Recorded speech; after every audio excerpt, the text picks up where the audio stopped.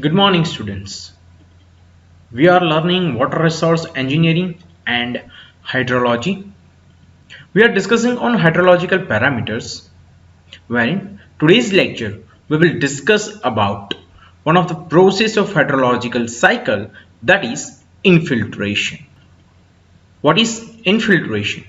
So this term can be defined as the entry of water into the soil surface as well as the movement of that water. Well, when the rainwater falls on the ground, there is a small amount or the small part of that water is initially absorbed by the top thin layer of the soil so as to replenish the soil moisture deficiency. Now, the excess water that moves downwards by the force of the gravity that definitely join the groundwater table.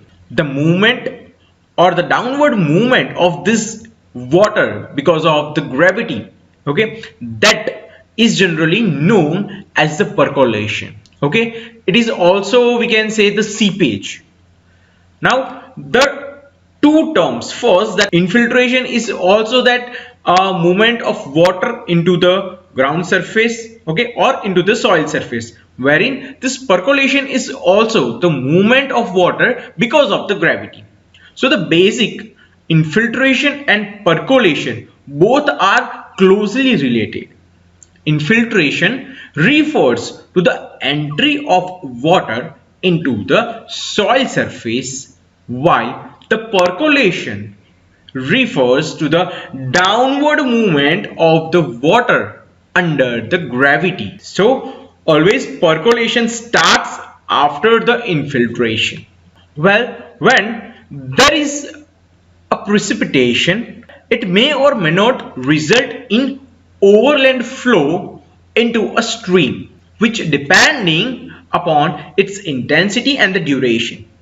So the part of precipitation that is not available as the surface runoff, that generally considered or that generally referred as the precipitation loss, or also we can say the abstraction. So this initial precipitation loss, okay, that includes interception, evaporation, depression storage and infiltration. Interception is that part of precipitation which is caught by the plant and evaporates later. Okay, that interception is already we understand in the previous lecture. The second one is the evaporation, which we all know that the loss of water occurs from the water surface, that is called as the evaporation. The depression storage, it is a part of rainfall water that gets stored in the depression such as ditches or the small ponds, etc. Well, this infiltration, we all know the part of water which enters into the soil surface. Well, the evaluation of infiltration helps us in computing the runoff that obtained from a given rainfall data. The infiltration affect the short time runoff that caused by a single rainfall. Okay, that can be of long time runoff or the short time runoff also. So for that we must need to evaluate this infiltration rate. Okay, so for that we need to understand some of the terminology that is related to the evaluation. So that is the infiltration capacity. That is the infiltration capacity. So the maximum rate at which a particular soil is capable of absorbing the water, that is known as the infiltration capacity. It can also be defined as the maximum rate at which the water will enter into the soil in the particular given condition. Okay, water, or we can say the groundwater that is stored in the underground soil, that mainly depends upon the number of voids that present in the soil, because that is the place from which or from where the water get its path to go inside the ground surface. Well, the groundwater stored in the underground soil, That depends mainly upon the number of voids that present in the soil, but it does not depend upon the size of the soil particles, but rather it depends upon the arrangement, the sorting, shape and the degree of compaction. Therefore, the different soil will have the different number of voids and hence the different capacities of absorbing the water. If we talk about the infiltration rate at any instant or at any particular point is the rate at which the water actually enters the soil during a particular storm, and that is equal to the infiltration capacity or the rainfall rate. Here infiltration curve is drawn if you want to find out the infiltration rate at a particular instant, or we can say at a particular time, that is the point on which the water particles just enter into the soil surface during the storm hours. Okay, this is very particular, that during the storm of water particles that enters into the soil. Okay, now if the intensity of rainfall is greater than the infiltration capacity, then infiltration rate would be equal to the infiltration capacity of soil, where if the intensity of rainfall is less than the infiltration capacity of soil, then the infiltration rate will be equal to the intensity of rainfall. Thus both the terms are different, the infiltration capacity of soil and the intensity of rainfall. Okay, well, if we talk about the effects of this infiltration, well, it will reduce the magnitude of the flood, it delays the time of arrival of water to the channel, it also recharges the groundwater reservoir as the water is penetrating or is storing into the groundwater. Okay, so as infiltration would be maximum, the groundwater will get recharged. The next is it reduces also the soil erosion. It fills the soil pores to its capacity and thus making the water available to the plants. It also sustains green vegetation cover on the ground surface and thus it helps in reducing the dust storms. So these are the major effect of infiltration, or we can say the good effect of infiltration. Well, the next we will discuss about the factors affecting the infiltration. The first, that is the thickness of saturated layer and the depth of surface retention, characteristics of soil formation, soil moisture, the temperature, precipitation or intensity or the duration of rainfall, land cover or the vegetation cover, compaction due to the humans and animals, washing of fines, human activities, quality of water, size and characteristics of soil particles, and the base flow, or we can say the pressure of the groundwater table. So these are the major factors that affect the infiltration, or we can say the infiltration rate. Well, discussing about the first factor, that is thickness of saturated layer and the depth of surface retention. The water infiltrates into the ground under the force of gravity, and there exists a layer of soil near the surface that is having its interstitial space that is saturated probably. Okay, so if the thickness of this layer has a more rate of infiltration, then there will be a more infiltration at the beginning. So after satisfying the interception and the depression storage loss, the rainwater that collected over the ground surface as the surface retention, the rate of infiltration decreases as the depth of the surface retention and increases because the head causing flow is increased. The next, that is the characteristics of soil formation. The infiltration will continue only when the percolation continues. Okay. Now the infiltrated water must be transmitted down by the force of the gravity, or we can say by the capillary action. Now this percolation depends upon the several factors such as the soil type and its composition, permeability, its porosity, then presence of salts and organic matters in it. So this porosity of soil, we can say, is a critical while we are determining the infiltration capacity. Soil that have a smaller pore size, such as a clay, have a lower infiltration capacity and slower infiltration rate than the sand which is having a larger pore size. Now one exceptional case is when the clay is present in the dry condition. Now in this case the soil can develop the larger cracks which leads to the higher infiltration capacity. Well, the soil compaction is also having its impact on the infiltration capacity. The compaction of the soil which will result in decreasing the porosity within the soils. So as this porosity will decrease, the infiltration capacity will automatically decrease. The next, that is the soil moisture. Well, soil that is already saturated and has no more capacity to hold the more water, that is a complete moisturized soil. Okay, so therefore in such case infiltration capacity has been reached and the rate of infiltration cannot increase than this particular point.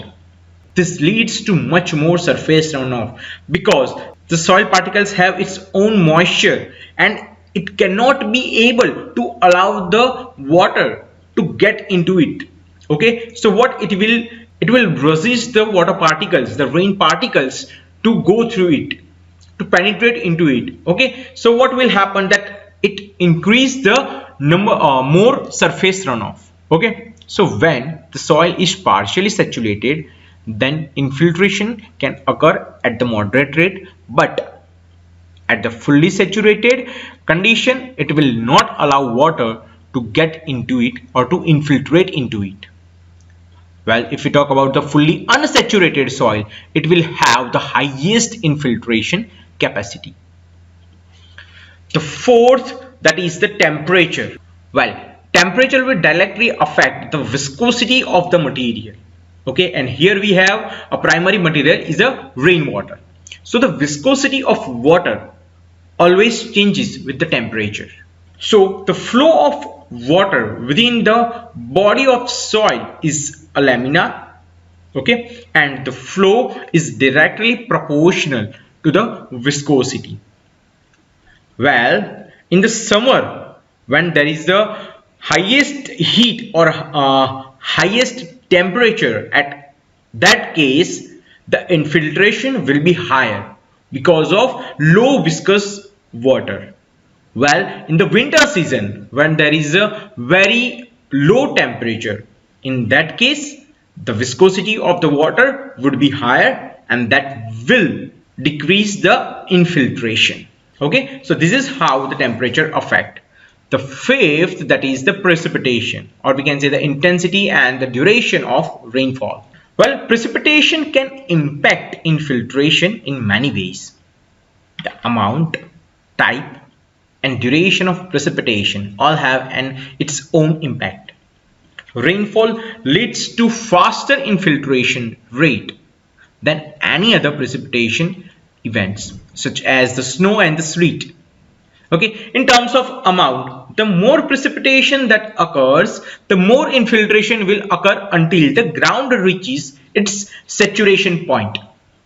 Okay, where the infiltration capacity at its high point. So duration of rainfall that also impacts the infiltration capacity. The infiltration is occurring very rapidly as that particular soil may be unsaturated or may be partially saturated. Okay, but as the time continues, the infiltration rate would get slow as the soil is becoming moisturized or the saturated. Okay, so this relationship between the rainfall and the infiltration capacity also determines that how much runoff will occur. if rainfall occurs at a rate that is the faster than the infiltration capacity, that will cause the runoff. Okay, so the next factor, that is the land cover, or we can say the vegetation cover, how it impact the infiltration rate. If the land is covered by impermeable surface such as a pavement, at that case the infiltration cannot occur as the water cannot infiltrate through an impermeable surface. So this relationship leads to the increased runoff. Okay, now area that are impermeable often have the storm drainage, okay, which drain directly into the water bodies, which means there is no need to the infiltration. Now vegetation cover of the land also impact the infiltration. Vegetation cover can lead to more interception of precipitation, which can decrease the intensity, that leading to less runoff and more interception.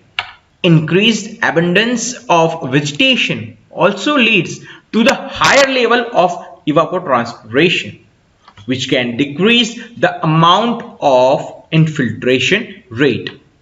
Well, if we talk about the debris from the vegetation, such as leaf, that can also increase the infiltration rate by protecting the soil from intense precipitation events. Well, if we talk about the semi-arid grasslands, which is having the moderate grassland, okay, the infiltration rate of that particular soil will also depend on the percentage of the ground that is covered by litters.